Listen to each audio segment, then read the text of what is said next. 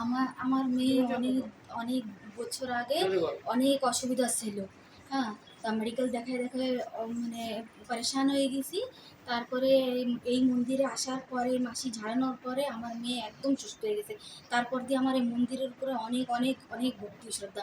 আর আজকে আমি যে এই মন্দিরে আইছি ঝাড়াতি নিজের দেখাতি মাসিরে, কেন কি আমি অনেক মানে 2-2.5 বছর দিয়ে আবার আমার শরীর ভালো না, অনেক অসুস্থ ফিল করতেছি। তা মেডিকেল দেখাইছি, সোনোগ্রাফি করাইছি, কোনো কিছুতে কিছু না, কিন্তু এই মাসির কাছে ঝাড়াই এই কয়দিন ধরে একটু ভালো লাগতেছে। আর হাত জোড় করে মানে নিবেদন করতেছি যেন এই মন্দিরের পিছনে যেন না লাগা হয়, আর এই মন্দিরে আঘাত করবেন না। এই মন্দিরে সবাই ভালো হয়, অনেকজনের ঠিক ঠিকানা থাকে না, থাকার খাওয়া দাওয়ার ঠিক ঠিকানা থাকে না।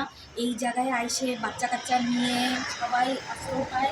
আর খাওয়া দাওয়া মাসি অনেক ভালো যত্ন করে সবাই, অন্নদান বস্ত্রদান অনেক দেখে, অনেক দেয়।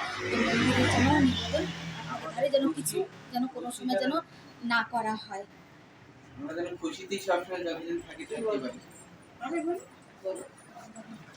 জয় লোকনাথ বাবা কি, আমার নাতি পুতি সবাই ভালো হয়েছে। আমার মেয়ের অনেক কষ্ট, এখান থেকে ভালো হয়েছে, যেন কিছু হয় না। আর এখানে যে মন্দিরে পুজো করে ওই দেবী ওটা, হ্যাঁ কিছু হয় না, যেন কোনো অর্চন না হয় এতে। হ্যাঁ, এই মন্দিরে এসে আমরা খাওয়া দাওয়া আশ্রা সব কিছু পাই। হ্যাঁ, কিচ্ছু লাগে না এখানে, আমরা কিচ্ছু নিয়ে আসি না, খালি হাতে আসি। হ্যাঁ, তার জন্য এতে কিছু না হয়। জয় লোকনাথ বাবা কি।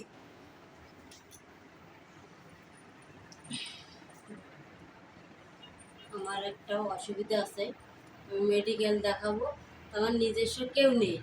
আমাদের গ্রামে শুনেছি 10 জনের কাছে যে বাবা লোকনাথ ওইখানে যাও, ওইখানে মাসিও ভালো আর ঠাকুরের কৃপায় মানে ভালো হবে তোমার। তা যেহেতু আমার হ্যাঁ, আমার নিজের ট্রিটমেন্ট হওয়ার সেরকম সামর্থ্য নেই, থাকারও আমি পারবো না, বাইরে থাকতেও কোথাও পারবো না। তার জন্য 10 জনের কাছে শুনে এইখানে এসেছি। তাই আমি এই মানে আমার এই মন্দিরেই আমি চাই, ঠিক আছে, আপনারা যাতে এই মন্দিরটা মানে যাতে না ভাঙে সেটা একটু দেখুন। কেন আমরা এইখানেই চাই বাবাকে, ঠিক আছে।